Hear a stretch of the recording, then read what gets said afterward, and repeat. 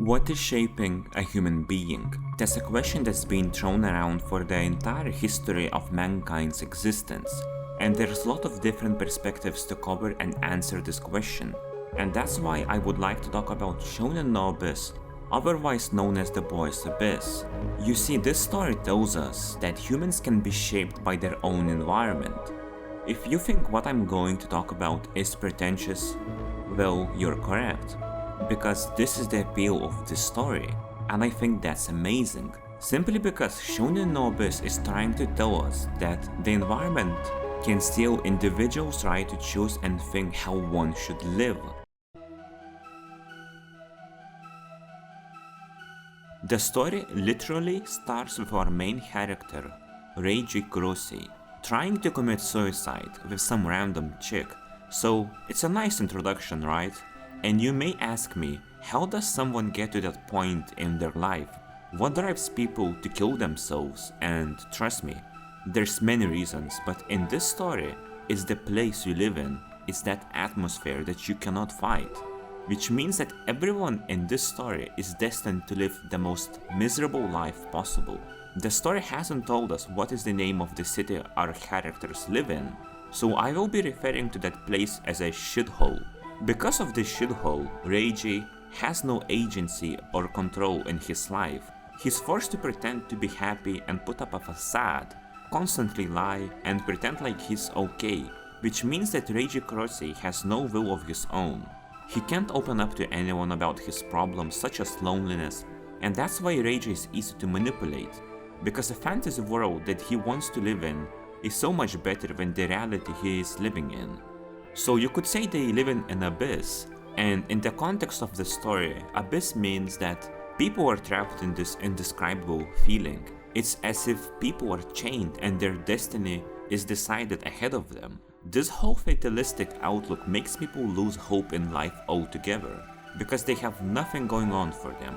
They live in a shit atmosphere, they have no one to rely on, no one to talk to, and that's what kind of the world Shounen no Abyss is. It's depressing, harsh, unfair shithole to be in. Since childhood, Reiji has experienced abuse, where his so-called father would beat him, where he has to keep hiding his pain away. Reiji is traumatized and deeply affected by his parents. And the worst thing is, he finds out that he was born as an unwanted child. His existence is burdened to everyone, and Reiji cannot deal with that. All of this drives him insane. And eventually he can only go to watch an idol girl, because that's the only thing making him feel somewhat happy. And this is deeply rooted in Reiji, because after everything he went through, he does not know how to live. He has never experienced what it means to be happy. All he knows is pain and sorrow. And that's what the story tries to show through Reiji, that not everyone gets to live a happy life. Some people would rather die because even someone like Reiji is dreaming to leave the shithole and go to Tokyo. And even then, he's trapped in the shithole. His mom is taking care of her own mother, whilst also taking care of Reiji and his stepbrother. And also, she has to work to get the food on the table. That's why Reiji thinks he can't leave, because he is in debt to his family, more specifically his mom, and thus he accepts his fate. And he becomes quite literally a slave to his family, where everyone relies on him. And ironically, Reiji does have friends, but sadly, they're also trapped in the shithole. That's why he feels hopeless to do anything. After all, he is stuck in an abyss. Meet Aoi Nagi and Sakuko Akiyama, otherwise known as Chako. These two characters are important figures in Reiji's life. Before, I said that Reiji's only desire is to kill himself, but there's more to that. You see, Reiji doesn't have guts to do it alone. That's why he's looking for someone to do it with him. Which means that Reiji is a manipulative bastard. He is good at hiding his real intents and feelings. He does wish his friend Chako to go to Tokyo, but in reality he just projects himself into her, because he wants her to become a substitute to Nagi, the person who offered him to die. That means that Reiji can see deep into people's minds, and if he notices that same desire to vanish from this world, then his deepest desire is to explore that vulnerability. Reiji is indeed a submissive person, someone who's afraid to make a decision. But whenever he tries to accept help from anyone, it's only just to get what he truly wants, and that is death. And that's where the story introduces the concept of a lover's abyss. And according by this concept, when two people are fed up with everything, they would commit suicide to become as one entity. It's a messed up act, but there's a strange sense of beauty in it. When the world is nothing but hell to people, death sounds like a sweet solution to end of all suffering. A fantasy nonetheless, but it's a lie that people in the story want to believe, and that's quite literally the only thing pushing them together. And to explore this from another perspective, let's look into Nagi, the first person who Reiji really did open up to. And what makes her so special? Because before meeting her, to him she was just a fantasy, just an idol, but when he actually sees her, he realizes that she is just empty inside. An idol is someone that inspires people, but I think Reiji has realized that she only does what is told to her. In other words, idols do not inspire people. They are simply fabricated product of people's imagination. But still, when she is herself, she understands Reiji, and she lights up his life. Reiji finds someone where he can dive with, and that's why Nagi is important to him. He desperately needs an idol in his life that would inspire him to die, even if that idol is literally dead inside. But still, there's something Reiji has that Nagi does not have, and Reiji is still wanted by people. He still has family and friends, whilst Nagi has literally no one. That's why they can't really die, and that's why she's eventually forced to leave this shithole. She's only bad influence to Reiji, according to Chaco. Of course, it makes someone like Chaco extremely insecure because she realized Reiji only opens up to Nagi, and that's why literally everyone hates Nagi in the story. She is able to understand Reiji, and quite possibly she created a person that cannot see the world the same without her. Reiji is literally coping with this reality by having a fantasy about Nagi. So, would you like to fuck an idol, perhaps a teacher, or even a hot schoolgirl? Or maybe you're into yaoi shit? Oh, you are? What a surprise, this story has all of that. Your fantasy can finally become real. But before that, have you ever asked yourself a question how it actually feels like to get into those fantasy relationships? What if it was real? Because this story subverts the expectations that most otakus or weeaboos do have. Because in reality, not everyone cares about you, and sometimes your fantasy is nothing more than a mere illusion, because the people can use you to their own advantage, and that's what Reiji's mom, Reiji's teacher, Nagi, and even his childhood friend tries to achieve. They are using sex as the means to manipulate people, try to find their weaknesses, analyze all of the insecurities people have and turn it around them. Each person is selfish, and that's why Shounen no Abyss is interesting. Because the whole point is that Reiji would be in far better position if he just abandoned all of these girls. They're vicious snakes, double-faced people. Take for example his teacher, who literally self-inserted into Reiji and literally slept with him because he was vulnerable, thus taking advantage of him. She then interferes in Reiji's personal life under excuse to save him, but actually she just wants to have him as an object. Someone she can be her real self with and vent her lust out. But in reality she does not care about Reiji or anyone else. This person is a scum, but that's how people live in this shithole. Now let's take a look at probably the most manipulative character in the story, Kurose Yuko, Reiji's mom. She does easily read people's minds and quickly notice details. This is not your average anime logic where Lelouch charges with the king in a chess game.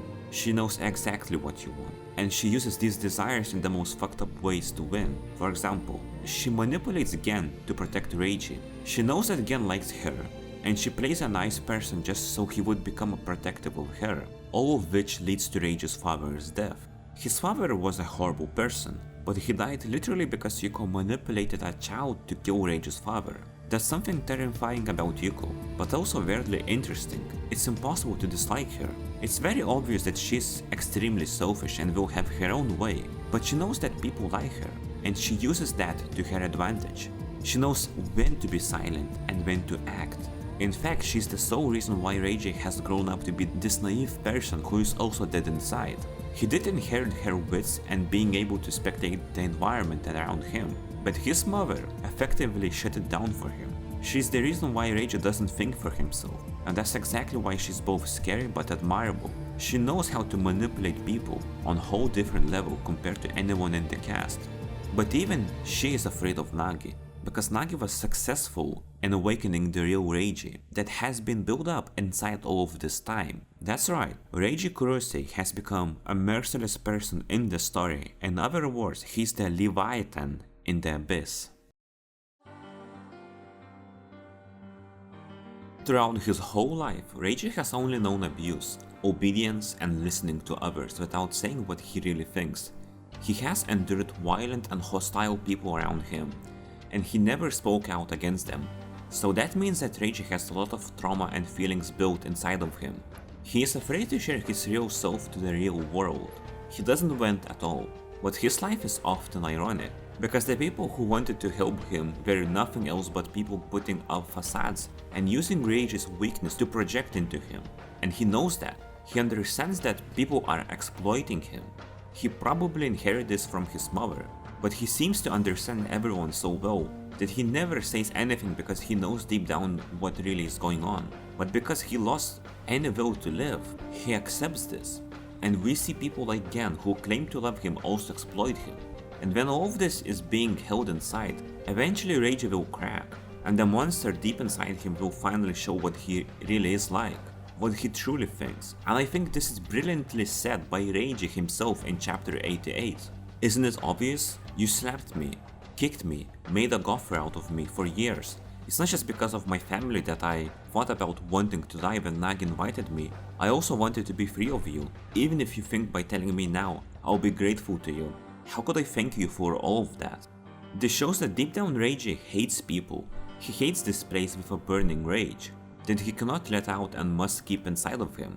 But patience is not made out of steel, and when Reiji's patience runs out of composure, he even lashes out at his own mother, showing no hesitation, no worse, guilt or regret. He straight up tells her, I always fucking hated you. This is what Reiji is really like, or at least I want to believe that this is what he always thinks. It's possible that he can say those things out of emotional response to events happening around him, but I believe my claim can be supported when Gen tells him that he didn't care if Chako really goes to Tokyo as much as he cared about her becoming a copy of Nagi, just so he could die together with her instead. And how does Reiji respond? For a slight moment, he seems to realize that he didn't want to intentionally make her that way, since he does look shocked, and even tries to deny this. And when Gen made him realize why did he truly was with Chako, he just accepted it. It shows that he does not really care about her all that much, possibly because Chako did change into something he didn't understand anymore, and because he also saw an opportunity to abuse her, and with no care in the world he confirms it. With the coldest Sigma male look out there, he breaks Gen completely from the inside, and he leaves him speechless. This shows that Reiji resembles his mother quite a lot in this instance, and if the story continues to show him just like that, it will certainly be an interesting journey for Reiji. And there's another character called Mr. Asamori, who was strongly hinted to be Reiji's biological father. He does seem to inherit his feelings and distaste for people. Little is known about him, so for now let's leave him for a future video. But the reason I mention him is because it seems that he could become his potential guardian to strengthen Reiji's manhood, because Reiji all this time lacked a father figure. He never had someone who would teach him how to stand up for himself, and now that he finally starts doing it, he may be slowly starting to transition and become a different person. Of course, all of this is mere speculations from my side, but it does seem like the most logical event that might happen to the story. So now, with all of that said, how is it possible for Reiji to hide his real self for such a long time? And with everything combined from what I said, it becomes clear that Reiji didn't have a loving parent or a place to belong to, because Reiji has never even stepped outside of that shithole that he lives in. He didn't know any other perspective, and when he finally saw Tokyo with his own eyes, he didn't even know how to react, because it almost felt like alien to him. And that means that Reiji needs not only a father figure, but also someone that would push him to be better. Maybe a therapist, or maybe he sees that it's just too late for such things, and he rather succumbs to more sinister, darker side, where he slowly becomes cruel with one goal in mind, to fucking die. The only hope he sees is just Nagi. She's maybe more similar to Reiji than we might know, Not much is known about her past, but we can assume that she was able to tell what kind of person Reiji is deep down. Maybe she too understands how it feels like to live in a world where there is no place for you. Obviously, the story is trying to teach us to look for opportunities and change our environment, but it's easier said than done. Not everyone shares the same mindset and strength. Some people simply cannot take it anymore, and that's why it's just better to submit and endure all of this pain. But sadly, the story tells us that this is impossible. It's the same as lying to yourself, and if you can't make yourself happy, then you can lie to yourself all you want. You will never be happy, and that's why Nagi's and Reiji's relationship does embody hopelessness, and that's why they would commit suicide. This whole video I've been avoiding to touch upon the main critique of this series that people have, and that is Shounen no Abyss tone, being nothing else but depression and that there is no contrast for anything else like happiness. And before going to my conclusion, I would like to say that I disagree with this critique, because it would fundamentally ruin the story. The story is very consistent in this tone, and the whole point is that people there have good moments and happy ones as well. Because through characters like Esamori, Reiji, Yuko, we realize that they are simply unable to see these moments as happy ones, and it only takes them far more into the future to notice it, that they indeed had good moments in life, and that's how depression works. People can see things another way. They're not normal people. The environment they live in is not normal, and that's the point. I believe it's okay to dislike this series if it's not your cup of tea, but using such a pure critique that happens to be one of the main ones, whereas just calling the entire story edgy is just showing how biased and unaware people are about things like depression. It's rather disappointing to see this critique getting thrown around to dismiss the entire point of this series. While some people may have the big sad and confuse it with depression, and when they see a story that actually gets into depressed person's head, they seem not to get it. And it's saddening to me. Such an NPC behavior is annoying. So please read the story with an open mind. That's all I have to say about the so-called critique. So, what is the actual point to this series when it's so drowned in depression and hopelessness? Is there any point to the story other than pretentious nihilism? And well, I believe there is. You see, since chapter 1, characters like Nagi and Chako have told Reiji, your life is your own. And I think that's why the whole setting is gloomy and dark. Because one could say it's just better to die than suffer anymore. But that way the story also shows us that it's just trying to escape from your problems. You won't really improve your life by leaving everyone behind. It will only make things worse. Hiding behind your emotions and endurance won't solve anything. Sometimes you have to make a decision that goes against your entire environment, family and friends. Because the story tells us one thing. Reiji's life does not belong to anyone. It's not an object. His freedom as well. It's all his. And he should have the right to fight for it. After all, if we die miserable just like that, then what was the point to our own existence? The story keeps creating this lie that Reiji has no choice. Maybe all he needs to do is leave everyone behind because they're nothing but bad influence to him. And I believe that's the point. Live for yourself, not for anyone else but yourself. And that's what the story is trying to teach us. That it's okay to do what you want, even if that makes you selfish.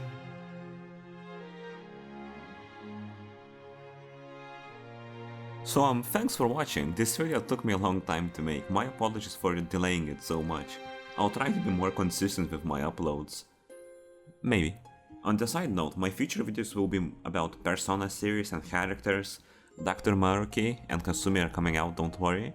86, Vanitas no Karte and Shinsekai Yori. And of course, how could I forget Code Geass? And much more. If you're interested in that stuff, then you can follow me on Twitter for updates on my Discord server. So once again, thanks for watching and leave a dislike.